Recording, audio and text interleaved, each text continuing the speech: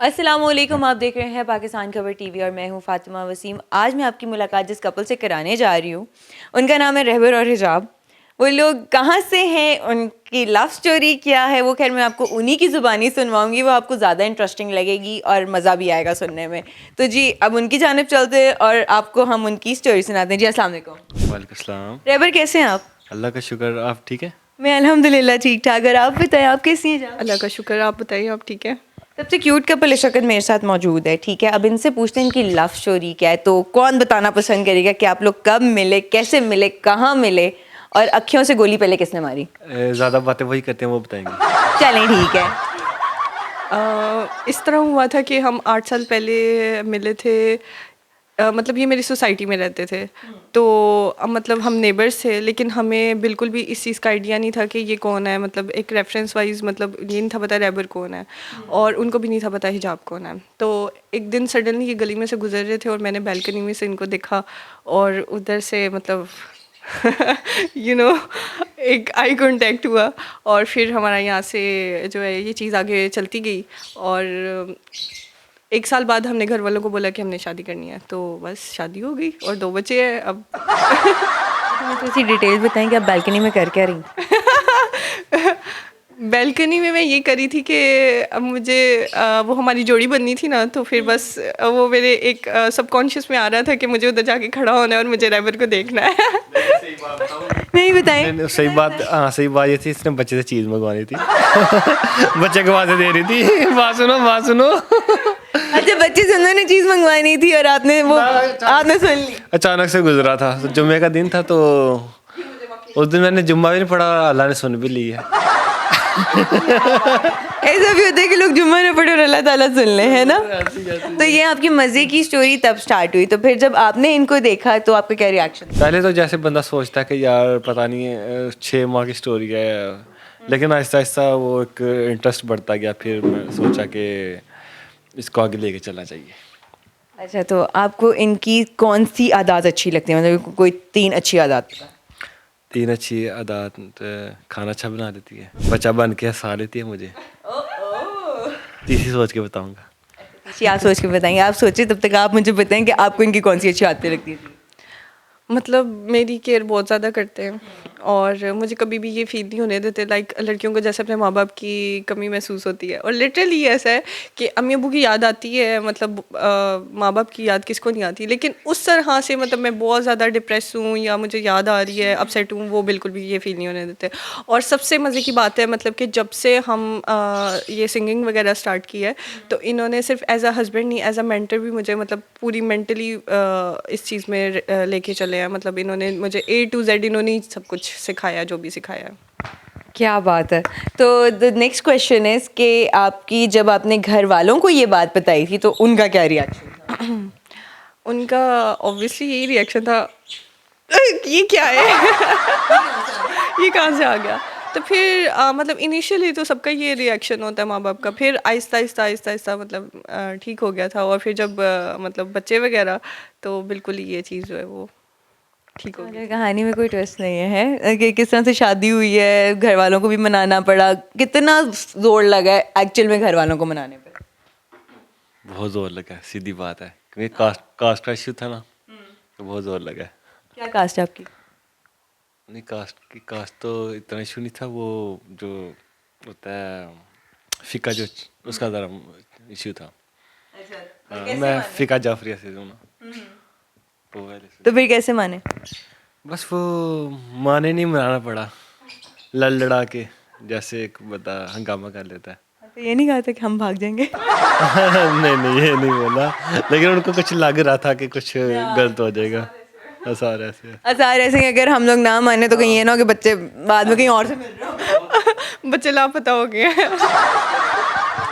मैंने गोलियां खा लेंगे। फिर वो डर गए थे जरा। फिर वो जरा डर गए थे, उन्होंने कहा कि ठीक है, फिर देखते हैं, लड़के घर वाले देखते हैं। फिर उन्होंने देखा, फिर दोबारा इशू बन गया कि ये तो कास्ट का इशू है। मैंने कहा नहीं, कास्ट में कुछ नहीं रखा हुआ, तो उसका जो दिल करेगा वही करेगी, जैसे वो नमाज़ पढ़ना चाहे पढ़ सकते हैं, उसका कोई इशू नहीं। उन्होंने कहा ठीक है, और आज भी यही बात है, मैंने इसको किसी चीज़ में मना नहीं किया। क्या बात है, लव मैरिज हो तो ऐसी हो, ये दिल के तार मिल गए, आंखों से गोली भी मार दी, फिर घर वालों को भी मना लिया, नहीं तो पैनाडोल की गोलियां खा लेनी थी इन्होंने। ऐसे ही है। पेनाडोल की गोलियां खा के बोलना था कि ये जहर वाली गोली है। वो थोड़ी देर बाद जब होश आना था उन्होंने कहना था, ओ ये तो पैनाडोल की गोलियां थी, कोई बात नहीं, बुखार ठीक हो गया। ये प्यार का बुखार है, ये कभी भी नहीं उतरने वाला। तो सारे कपल्स के लिए ये एक एग्जाम्पल है मेरे सामने दोनों बैठे हुए कि चाहे कास्ट हो जाए जो मर्जी हो, कोई फर्क नहीं पड़ता यार, की फर्क पैदा करो ब्याह ते जाओ, जान छो। और आज ना दोनों के घर वाले इस चीज़ से खुश हैं कि जो हमारे बच्चों ने फैसला लिया ना वो बहुत अच्छा फैसला लिया है। तो वो कह रहे थे कि अगर हमने कहीं और फैसला लेने में भी कुछ का कुछ हो जाता, लेकिन आज जो बहुत खुश हैं हमारे दोनों घर वाले। चलो दैट्स गुड, अगर आप दोनों की माशाल्लाह म्यूचुअल अंडरस्टैंडिंग इतनी है। तो प्रोफेशनली आप क्या करते हैं? हम कंटेंट राइटर हैं। कंटेंट राइटर हैं, का किसी मैगजीन में या वेबसाइट्स के ऊपर आर्टिकल्स देते हैं, क्या करते हैं? नहीं नहीं नहीं, एक अल्सोद यूनिवर्सिटी है उसके लिए वर्क करते हैं। ओके, तो ऑनलाइन वर्क करते हो जी सारा? जी, हफ्ते में तकरीबन एक दिन जाना होता है ऑफिस ना। गुड। और कंटेंट के अलावा आपका एक्चुअल क्या शौक है? ये सिंगिंग का, म्यूज़िक का। सिंगिंग पैशन कवर कैसे बना? ये एक गॉड गिफ्टेड होता है कि अंदर से एक तार बजती है जो बंदे कौन सी तार बजती है? ई कॉर्ड बजती है कि कौन सी? हाँ, ये बजती है कि जो बंदा को मोटिवेट करता है कुछ करो इस फील्ड में। तो अल्हम्दुलिल्लाह मुझे तकरीबन 2 साल होने वाले हैं, हुए नहीं हैं। मैंने मतलब 5 इंस्ट्रूमेंट सीख लिए हैं और सिंगिंग की जिसे कहते हैं समझ आना शुरू हो गई है। ये तो ऐसे समंदर है, इसको कोई समझ नहीं सकता, लेकिन मुझे समझ आना शुरू हो गया सुरों की, हम दोनों को। तो इसका शौक एक्टिंग का था, लेकिन मैंने कहा यार एक्टिंग में लोग बातें तरह तरह की करेंगे, किसी के साथ रोल प्ले करोगी उसमें भी बातें करेंगे, जैसे पाकिस्तान का माशरा। मैंने कहा यार छोड़ो यार, सिंगिंग करते हैं, इंडिपेंडेंट काम करते हैं, हम अपना करते हैं। इसने कहा ठीक है। हाँ, फिर इसमें ये भी चीज़ आती है ना कि समटाइम्स कोई डिफरेंट लोग आपके ऊपर कमेंट पास कर रहे होते हैं किसी भी लड़की के ऊपर, वो ये भूल जाते हैं कि हमारे घर में माँ बहनें हैं, वो फिर एब्यूसिव लैंग्वेज यूज़ कर रहे हैं। उनके लिए ना कोई कमेंट आप पास कर दें किनके लिए? जो ऐसे बैड कमेंट करते हैं। जो बैड कमेंट करते हैं, इतना सोच समझ के क्या करें कि भाई हमारे घर में भी माँ बहनें हैं, सो उसके बाद कुछ कहा करें, जो कि हम सब बेटियाँ कहते हैं ना कि बेटियाँ सबकी सांझी होती हैं। तो किसी के बारे में एक राय फिक्स कर लेना बगैर उसको अच्छे तरीके से जाने, वो बैड कमेंट होता है। सो प्लीज़ ये बैड कमेंट्स देने वाली आदत आप लोग भी छोड़ दें, चूँकि लोगों को कितना प्रॉब्लम होता है, हमें तो होता ही होता है जो हम सुनते हैं, बट आपको कितना बाकियों को कितना होता है, जो हमारे इर्द गिर्द के लोग होते हैं वो एक आइडिया फिक्स कर लेते हैं, जो कि बिल्कुल अच्छी बात नहीं है।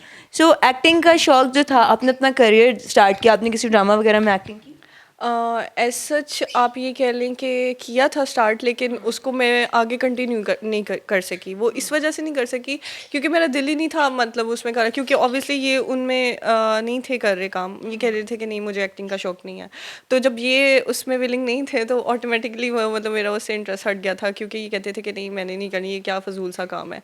तो उसमें मुझे रोल किसी और के साथ करना पड़ता था, तो वो मैं कंफर्टेबल नहीं होती थी ना उसमें, तो फिर वो मैंने स्किप कर दिया। उसके अलावा मैंने शूट्स वगैरह, ये जो ब्रांड शूट्स वगैरह होते हैं, मॉर्निंग शो, ये काफ़ी बेशुमार किए थे, लेकिन उसमें भी इनिशियली तो ठीक है, एक एज आप कह लें पैशन, आपको अच्छा लगता है सब कुछ, लेकिन फिर आहिस्ता आहिस्ता मेरा उसे इंटरेस्ट हट गया और फिर मैं सिंगिंग में हमने स्टार्ट कर लिया सारा। सिंगिंग में आप दोनों को जैसे कि बताया कि 2 साल हो गए हैं, तो अब आप एक काम करो, आप पहले हमें एक सॉन्ग सुनाओ, इनको डेडिकेट करो, ठीक है? और उसके बाद आप एक सॉन्ग सुनाएंगे जो आप उनको डेडिकेट करेंगे, फिर बाद में आप दोनों का हम एक डुएट कराते हैं, ठीक है? तो इस कपल को आज हम लोग सुनेंगे यहाँ पे बैठ के और देखेंगे कि 2 साल में इनको कितनी सुरों की समझ आई है और इन्होंने कितनी प्रैक्टिस की है। ठीक हो गया? चले स्टार्ट करें।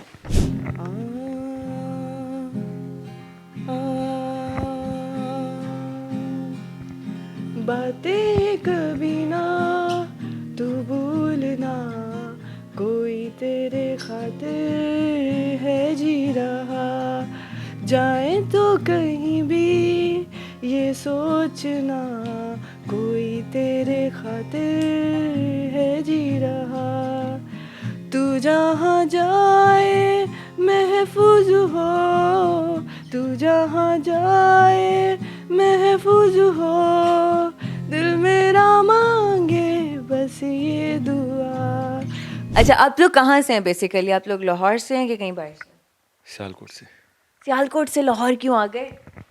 इसके लिए ये खींच लाया मुझे हम दोनों को। अच्छा, ये आपको यहाँ लाहौर तक खींच लाया, वजह क्या थी? जो वहाँ सियालकोट में टैलेंट की क्या कदर नहीं है? उधर किसी को आगे बढ़ते देख नहीं सकते, मतलब कि कोई कुछ कर रहा हो तो टांगे खींचने हजार होते हैं, तो इसलिए इधर आ गए। जैसे छोटा सिटी है, सोच भी उनकी वैसे छोटी है। छोटा सिटी है, छोटी सोच है। मिसाल के तौर पे अगर उस उधर किसी लड़की ने गिटार पकड़ लिया तो उनके लिए बहुत एक अजीब सी चीज़ हो जाएगी। लाइक कोई लड़की गाड़ी ड्राइव कर रही होगी तो अजीब से वो निगाहों से देखना शुरू हो जाएंगे, तो वो उधर मैं एडजस्ट नहीं सा कर पाया, फिर मैं इसलिए इधर आ गया। लाहौर लाहौर ही है। लाहौर लाहौर ही है। चलें, ये आपके मैं हाथ पे उस वक्त देख रही थी, आप दोनों के हाथों में ये क्या टैटू बनाए हुए हैं, ज़रा हमें भी दिखाएं और ऑडियंस को भी ज़रा दिखाएं हमारी। ये इनका नाम लिखवाया था मैंने। अच्छा, ये एम्बोस्ड है आपकी स्किन में? Embossed है। दर्द नहीं होती? रियल टैटू है। दर्द हुई थी, दर्द लेने का नाम ही तो आपको पता चलता है कि आपका कितना प्यार है। मतलब जब मैंने सुना था कि लोग बनवाते हैं, दर्द होती है, तो फिर मैंने कहा कि चलो मतलब एक पहचान हो जाएगी, पता चलेगा, जिधर जिधर जाऊंगी पता चलता रहेगा कि कितना प्यार है। क्या बात है। और आपने क्या टैटू बनवाया है, ज़रा दिखाएं। ये लव बर्ड, अच्छा, ये लव बर्ड्स है। ये मेरा दिल है, ये लव बर्ड, ये हम दोनों, और ये हार्ट बीट है, और ये एज हिजाब, पूरी स्टोरी मेंशन कर दिया मैंने इधर। हाँ, बालकनी से आंखों के तार मिले। अच्छा, दिल के तार यहाँ पे बाद में मिले, पहले आंखों के गिटार मिले, है ना? ऐसे ही ऐसे ही ऐसे ही ऐसे ही। चलें, अब हम लोग एंड की तरफ जाते हैं, आप दोनों का डुएट सुनते हैं, ठीक है? तो आप दोनों मिल के अब गाना गाएं।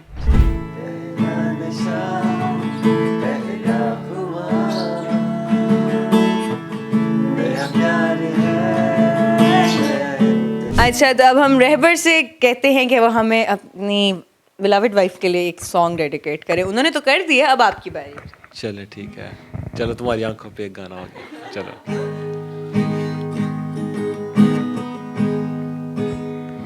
राज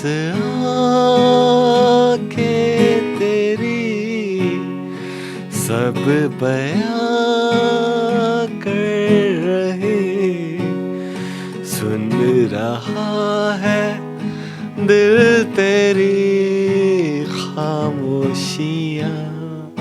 राज आँखें तेरी सब बयां कर रहे, इश्क ला ला ला ला ला ला।